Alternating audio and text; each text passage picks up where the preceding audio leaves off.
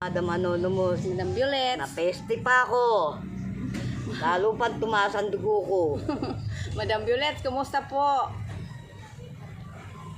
Oh, yan, Madam Rasya, Madam Violet, Madam Dahil Anonymous. kasi iniisip ko rin, alam mo Madam Rasya, yung dialysis ko kung saan ako kuha ng pera. Dahil kasi ang diabetes ko hindi bumababa. Tingnan mo. May timang Bawal nga ako. sa kanya yung ano. Kung ano bawal, siyang ginagawa ko para fight lang ng fight. Hindi yung arte. Huwag ka nang kung anong bawal, huwag mo nang ipilit sa sarili mo. Sumusunod lang ako sa'yo. Yun nga, huwag mo na, yun nga. Bakit ka bumili ng bawal? Naiinitan ako. Saway ka talaga. Ganyan lang tayong dalawa, Pidwin. Kumusta na kayo, Madam Rasya? Sana nasa maganda kayong kalagayan. Araw-araw pinagdadasal ko kayo bago ako mamulimos. Kung saan na ako nakakarating, wala na ako sa iskema. Ginagawa ang daan dun. Ginagawa yung karsada. Kaya kung saan na ako napupunta, palengke tsaka manggahan. Doon ako nag-i-standby. Punta lang ako doon sa may Muslim. Papahinga ako mamaya, balik na naman ako. Para meron akong makain. Pero sa Imol ka ba? Sa Imol? Hindi na, bawal na sa ay mo lang nangihingi ng limos. Saan ka nag-ano ngayon? Wala, palengke. Ay, palengke na. May ikot lang ako. Kasi wala na akong pwesto eh. Pupuntahan eh. Kaysa naman may standby ako sa bahay. Mamamatay ako ng gutom. Ayaw kong umasa kay Ate Jenny. Kasi, ang ginagawa lang niya yan, ano lang yan, libangan niya lang yan. Ang pag-vlog. Bira na lang ako i-vlog. Kaso, maraming trabaho si Ate Jenny. Nagpasama lang yung matanda rito. Kaya nag-ano ko. Sarap ng tayo po sa simbahan. Kaya mo na pagdating doon sa simbahan ngayon, di ba? Hindi pa Wag tapos na. yun. Hindi pa yun tapos. Tapos na yun. Hindi pa yun tapos ngayon. Manood ka doon uli. Kausap ko pa naman, binastos ko pa naman yung kandilaan doon. Niwanan ko ng walang Bakit mayroon nagsindi ka ng kandila doon? Nagsindi kami dalawang babae. Ah, iba.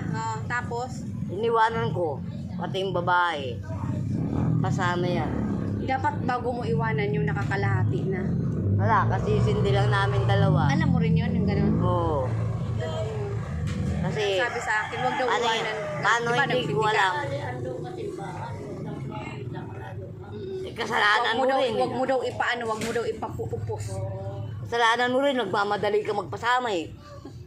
Huwag na kayo mag-alala. Awak sa'yo. Masong ang dugo ko. Huwag na mag-ano. Yung pinanawagan ko sa inyo, Madam Violet, sana po matulungan nyo ako. Madam Rasya, Madam Anonymous. Ayan lang po ang inihiling ko sa inyo. Pagpupursigihin ko pong huwag pumasa kay Ate Jenny. Marami po siyang trabaho. Kaya hindi namamasyal sa akin. Yun lang po. Sana sa maganda kayong kalagayan. Sige. Salamat Pira po. lang ako pupunta ng Kiko din. Oo. Pira lang ako pupunta ng Kiko kasi marami ako. Pupunta ako ng Kiko, bibilihin ako. Yung bibili ko na yung mga pangsaksakan, pag kulang, nagtatricycle ako. Nagmamadali rin ako, hindi ako tatagal doon. Inuubo ko dahil kasi sa miento lang ako natutulog sa karsada doon. Hindi ko nga alam nung una. Ang nakuha sa akin yung tinatago kong pera. Nakita ko yung wallet ko nakabukas. Pangalawa, pinaglimusan ko, ninakaw. Susunod niya, dala-dala ko na yung cellphone ko, baka naman nanakaw. Ingat-ingatan ko yung cellphone binigay ni Madam Rasya. Ito po, Binigay sa cellphone. Madam Rasya, iniingat-ingatan ko po ito. Baka susunod po ito nakawin. Di baling pera, wag lang to. Ang pera madaling kitain, Madam Rasya. Mupo lang ako sa sulok, meron na akong pera. Kaya, Pitugin lang yung cellphone ko. So, ano lang yun? Kaya ako nga dinadala eh. Dahil hindi galing sa akin to eh. Galing sa sponsor ko to eh. Iniingatan ni Ate Bida. Pinapalitan ko nga ng tempered ulit yan eh. Walang sira, no? Wala, makapal na yung tempered nito sa iMall ko Huwag ka pinagawa. na, mapapayo ko sa Ate Bida, huwag ka na laging high blood. Meron nga, kaaway ko nga yung tomboy dun. Yan. Yan. Sinabihan niya ako. Tanda na ako, bakit ikaw? Paka. Huwag ka nang mag-ano, baka bawal sa'yo ma-stress. Ganon. Alam mo naman high blood ka. Diba? Hindi ka ma-stress sa nangyayari.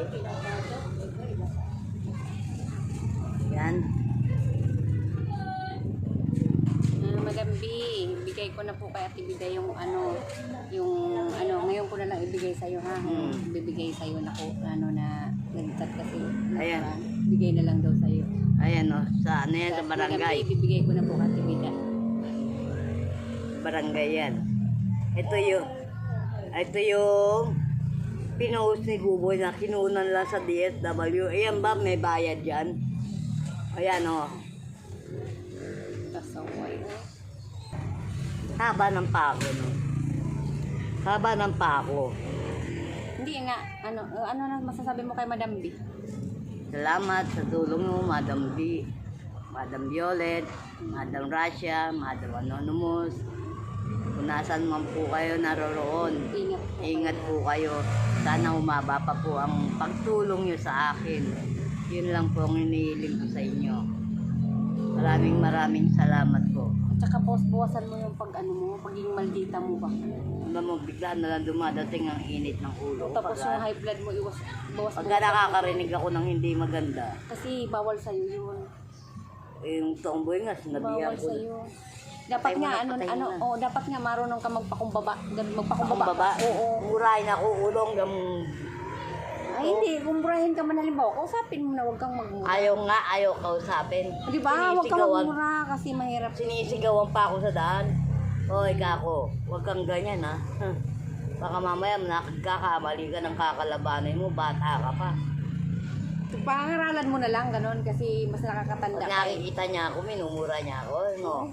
Pangit naman yung ganun. Pag, Anak ko, tarantado, pero hindi ako minura hanggang sagad sa buto. Gago. Alam mo, sabi ko, pagkagayan ka ng gayan, stress. nakapatay na yan. Okay na. Hindi natin bilay, ha? Salamat po. Salamat po, Madam Russia, Madam Violet, Madam Anonymous. Salamat po, Madam Rasha. Anonymous in Canada. Shout out sa inyo. Love you all sa inyo lahat.